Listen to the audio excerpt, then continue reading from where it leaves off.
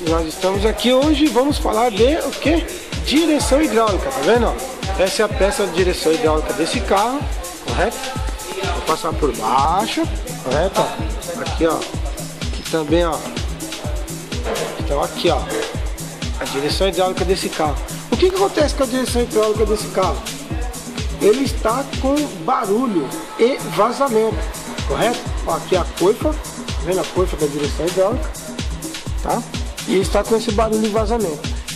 Você anda com o carro e sente uma vibração quando você arranca com o carro ou andando com o carro no acelerador, no pedal. Sente uma batida ali, parece um negócio batendo no seu pedal. Olha que interessante, não dá para perceber, mas aqui, ó, tá solto, ó.